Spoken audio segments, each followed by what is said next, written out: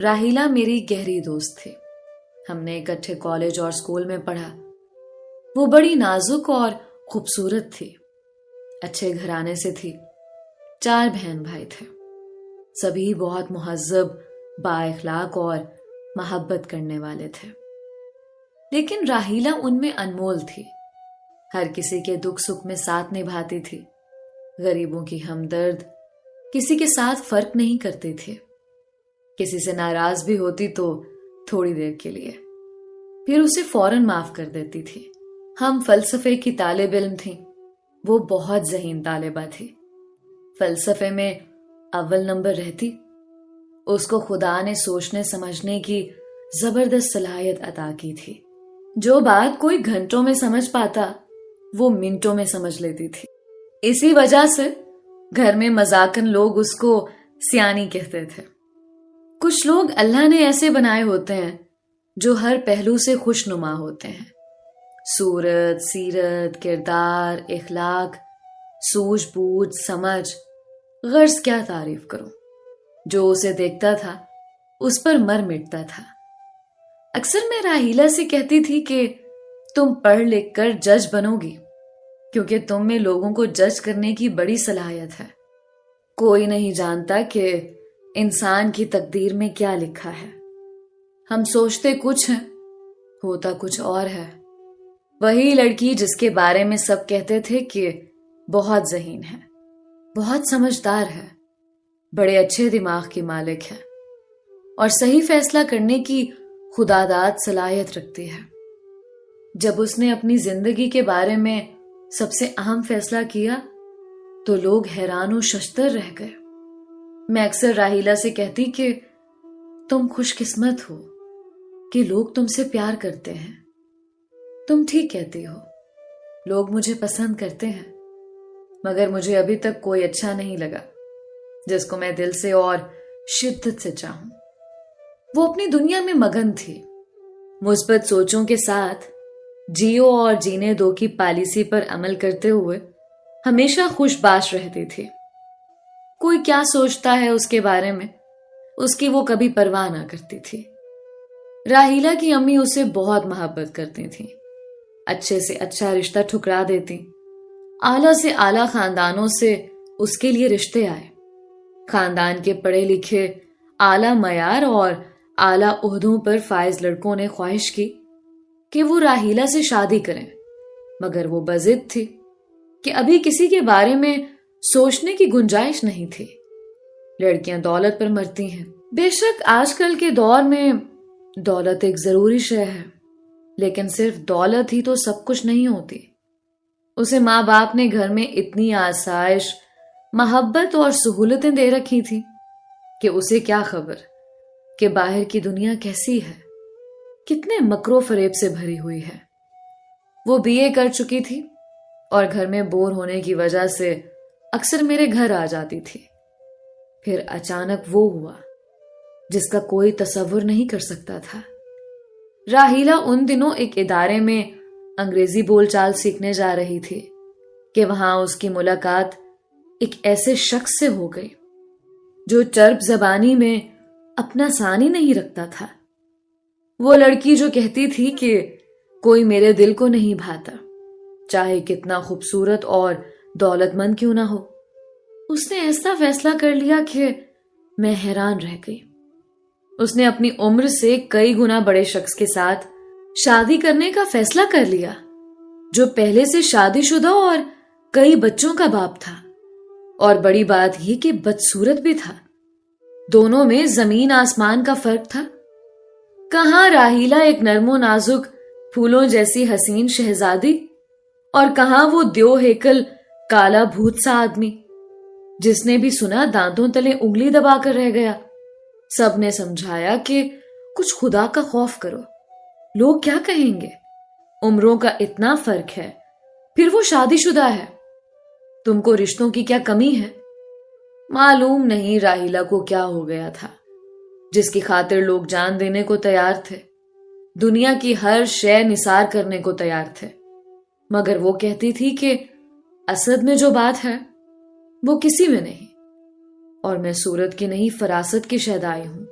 مجھے ان سے پیار ہو گیا ہے، میں انہی سے شادی کروں گی چاہے کچھ ہو جائے۔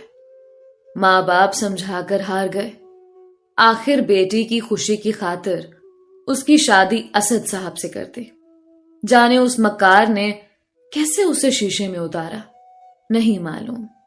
ہم سمجھ رہے تھے کہ یہ اس کا جذباتی فیصلہ ہے، شاید اسد نے کسی جادوگر سے اس پر جادو کرایا کہ اس کو کچھ دکھائی نہیں دیتا تھا۔ آخر کار شادی ہو گئی۔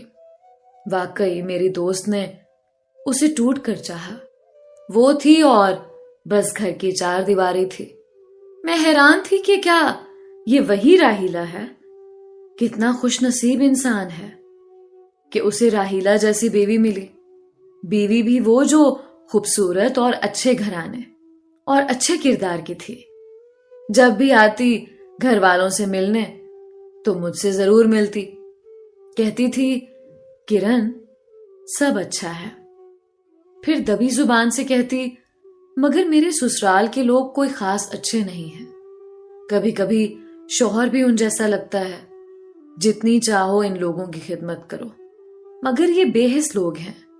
وہ اپنے شوہر کے پہلے بچوں کے ساتھ بھی اچھا سلوک کرتی تھی، جوان بچے تھے مگر راہیلہ نے کبھی محسوس نہیں کیا، مگر وہ لوگ عجیب و غریب سوچ کے مالک تھے، راہیلہ سے حسد کرتے تھے۔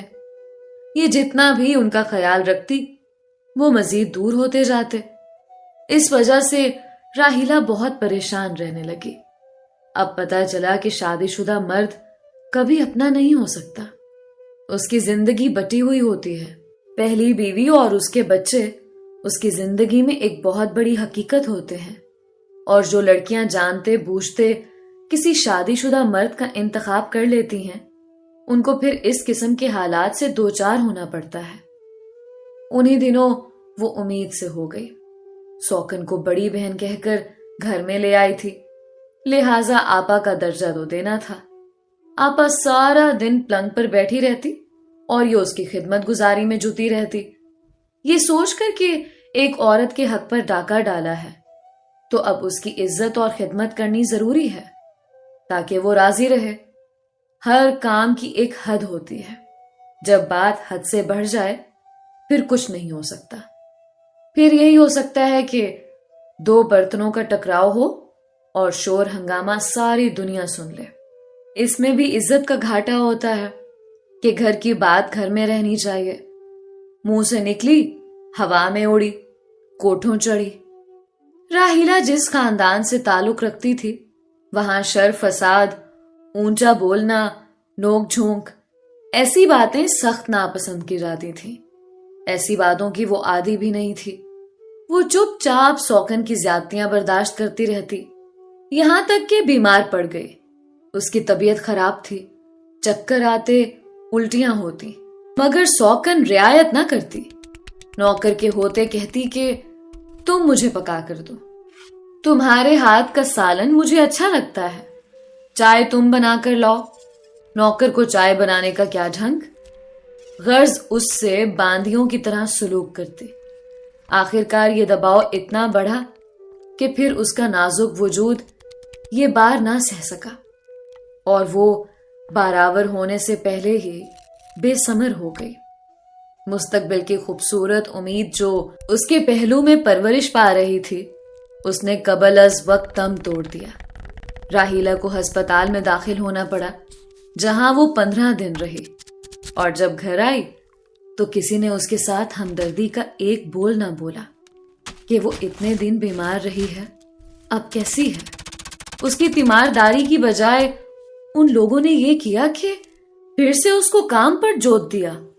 راہیلہ اس سلوک پر بہت دل برداشتہ تھی، شوہر سے امید تھی کہ دل جوئی کرے گا، قبل از وقت کوکھ کے خالی ہو جانے کا دکھ اس کی آنکھوں سے بہتے آنسوؤں کو پیار کے 2 بول کہہ کر سمیٹ لے گا، دکھ کم ہو جائے گا۔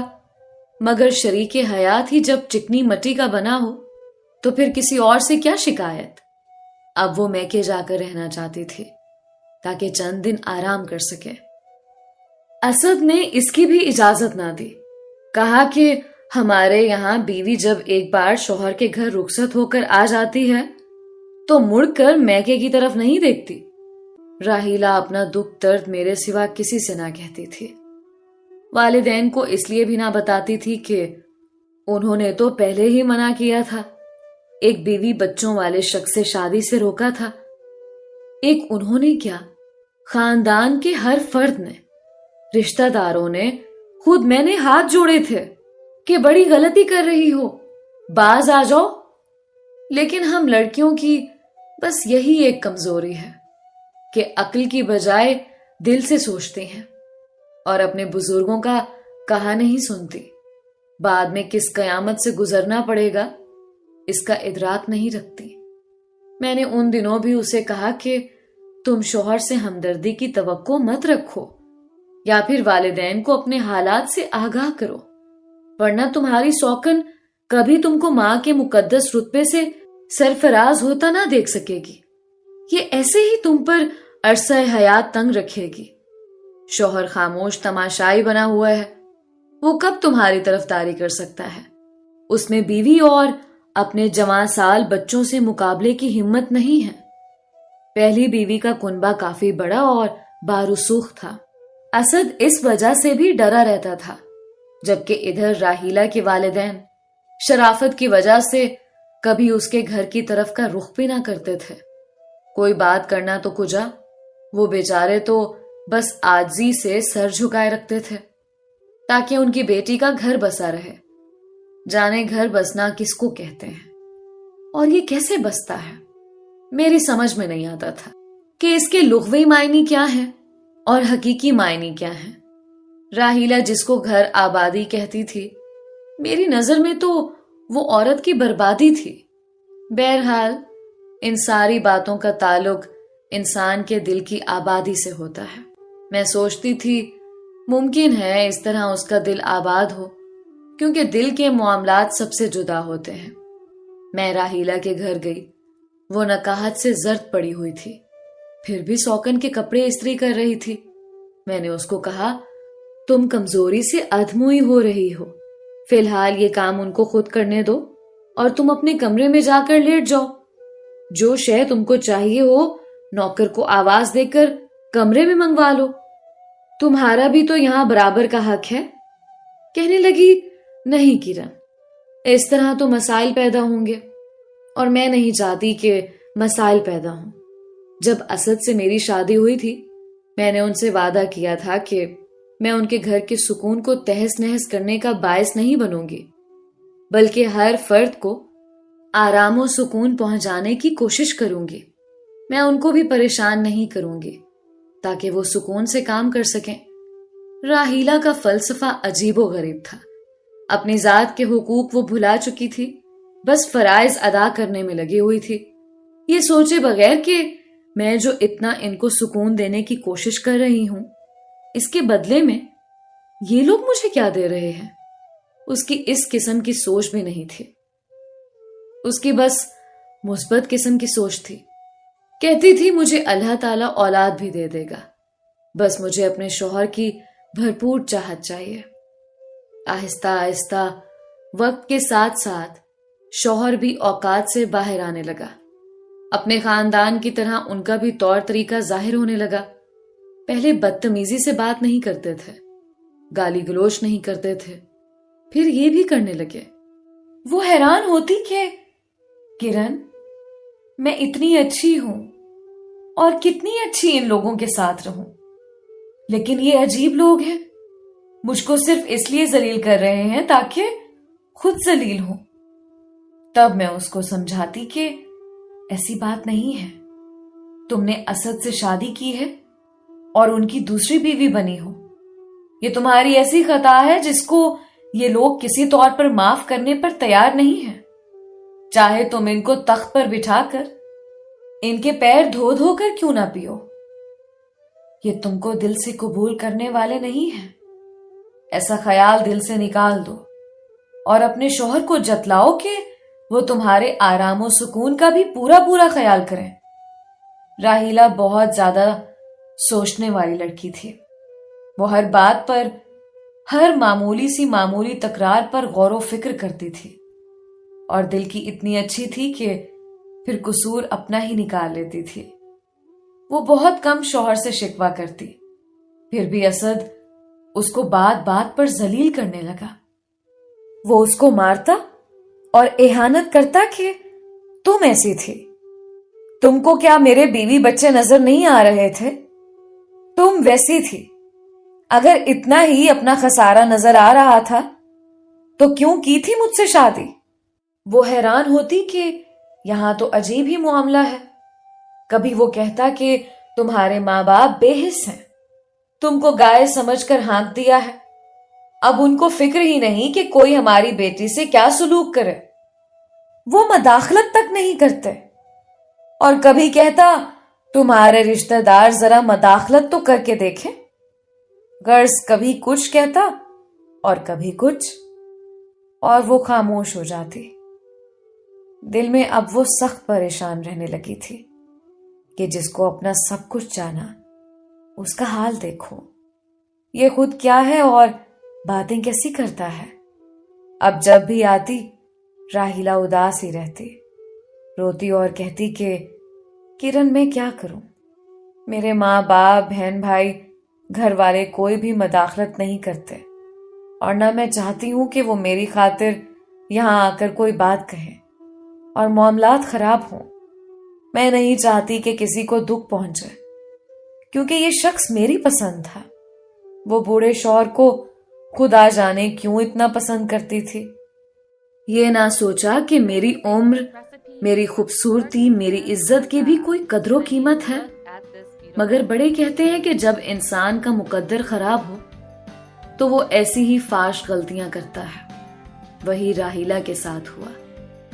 اب وہ اکثر مجھے فون کرتی، کرن مجھے اعتراف ہے کہ میں نے بہت برا اور غلط فیصلہ کیا تھا اس ادھورے انسان سے شادی کرنے کا، بغیر لالچ کے، محض یہ سوچ کر کہ اس کا ذہن، اس کی سوچ خوبصورت ہے۔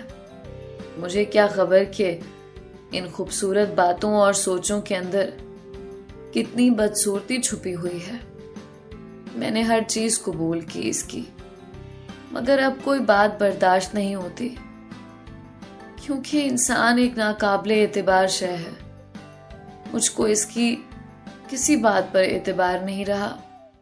میں نے جو وعدے شادی سے پہلے اس کے ساتھ کیے تھے وہ نبھائے، مگر اس نے اپنا ایک بھی عہد نہ نبھایا۔ اب بھی میں ہی ان کے ساتھ نباہ کرنے میں لگی ہوں، لیکن ان لوگوں کو اس بات کی قطعی پرواہ نہیں ہے کہ میں ان کے ساتھ رہوں یا چلی جاؤں۔ میں اپنی دوست کے لیے بہت پریشان تھی۔ اتنی قابل اور لائق لڑکی بالکل گم ہو گئی تھی۔ میں کہتی تھی راہیلہ ایسے کنبے کو اب چھوڑ دو جو تمہاری اچھائیوں اور صلاحیتوں کو کھا رہے ہیں۔ اسد تمہارے قابل نہیں ہے۔ مگر وہ کہتی کرن ایسا میں نے کبھی نہیں سوچا، مانا کہ اپنی زندگی کے فیصلے سے بہت پریشان ہوں، مگر میں نے سب کچھ خدا پر چھوڑ دیا ہے۔ بے شک اپنی بیوی بچے سبھی کو عزیز ہوتے ہیں، مگر میں بھی تو بیوی ہوں، کب تک؟ آخرکار راہیلہ اپنے شوہر سے دماغی طور پر دور ہوتی گئی۔ وہ کم ظرف یہ سمجھتا تھا کہ یہ مجبور و بے بس عورت ہے اور اب کبھی کہیں نہیں جا سکتی، جبکہ وہ شرافت کی وجہ سے یہ دن دیکھ رہی تھی۔ اس نے بہت کوشش کی کہ یہ شخص میرا شوہر میرا وفادار رہے، چاہت کے ساتھ میرے ہمراہ زندگی گزارے، مگر بد نصیب یہ نہ سمجھ سکی کہ زندگی میں ایک دو بار ہی اللہ تعالیٰ کسی کو اچھا ساتھ یا خوبصورت موقع دیتا ہے، بار بار نہیں۔ آخرکار وہی ہوا جو راہیلہ نے کبھی نہ سوچا تھا۔ ایک روز اس نے مجھ سے کہا کہ کرن میں اب اس انسان کے ساتھ نہیں رہ سکتی، مجھے اس سے نفرت ہو گئی ہے، اس نے میری چاہت، میری وفا، میری قربانی کو مٹی کر دیا ہے۔ پھر اس نے ایک بیگ میں چند کپڑے اٹھائے اور اپنی ایک دوست کے گھر چلی گئی جو وکیل تھی۔ پھر اس کی زندگی میں ایک نیا موڑ آ گیا۔ اس کی دوست وکیل کا بھائی ایک بہت بڑا بزنس مین تھا، بہت خوبصورت وجیح آدمی تھا۔ دنیا کے کئی بڑے ملکوں میں اس کا کاروبار پھیلا ہوا تھا۔ جب اس کو راہیلہ کے سارے حالات کا علم ہوا، اس نے شادی کی پیشکش کر دی۔ یوں وکیل دوست کی مدد سے راہیلہ نے اسد سے خلا کی درخواست دائر کر دی۔ اب اسد کو ہوش آیا کہ یہ کیا ہو گیا ہے۔ اس نے بھی عدالت سے رجوع کیا، لیکن اب دیر ہو چکی تھی۔ وہ جو کچھ کرتا رہا تھا، اس کا احساس اب ہوا تھا۔ راہیلہ کے بہن بھائیوں کے قدموں پر جا گرا کہ مجھ کو معافی دلا دیں، میں اتنی وفادار اور خوبصورت بیوی کی قدر نہ کر سکا۔ اس نے ہر طرح سے یقین دہانی کرائی کہ آئندہ ایسا کبھی نہیں ہوگا، مگر راہیلہ نے کہا اب وقت گزر گیا ہے۔ عدالت سے خلا کی ڈگری راہیلہ کے حق میں ہو گئی، اور پھر اس نے ارب پتی شخص سے شادی کر لی۔ وہ اس کو لے کر باہر چلا گیا اور اسے سونے میں تول دیا۔ اس نے اس قدر محبت راہیلہ کو دی کہ وہ پچھلے سارے غم بھول گئی۔ دولت کی کمی نہ تھی، لاکھوں ایک دن میں خرچ کر دیتی تھی۔ خدا نے سن لی، اس نے اپنا علاج کرایا، 2 خوبصورت بیٹے جڑواں ہو گئے۔ آج وہ دنیا میں خوش اور مگن ہے۔ اسد کو بھول کر بھی یاد نہیں کرنا چاہتے، جبکہ وہ اس کی یاد میں روتے تھے، سسکیاں بھرتے تھے۔ آخر ان پر فالج کا حملہ ہوا، وہ بستر پر پڑ گئے۔ بیوی بچے ان کو بے وفائی کی سزا دینے لگے۔ ان کو پوچھتے تک نہ تھے کہ کہاں پڑے ہو، کس حال میں ہو۔ اب کہتے تھے کہ اگر راہیلہ ساتھ ہوتی وہ خدمت کرتی۔ اس حالت میں پا کر وہ ایسا کبھی نہ کرتی، کیونکہ طبیعتاً وہ ایک شریف عورت تھی۔ سچ ہے، دکھ میں کوئی کسی کا نہیں ہوتا، بد نصیب ہوتے ہیں جو اچھے رشتوں کی قدر نہیں کرتے۔ دوستو، یہ تھی آج کی کہانی۔ امید کرتی ہوں کہ آپ کو اس کہانی سے ضرور کچھ سیکھنے کو ملا ہوگا۔ اپنی رائے کا اظہار کامنٹس میں ضرور کیا کریں۔ ملتے ہیں ایک نئی کہانی کے ساتھ۔ اپنا اور اپنوں کا بہت خیال رکھیں۔ علیزہ کمل کو اجازت دیجیے۔ اللہ ہمارا حامی و ناصر رہے۔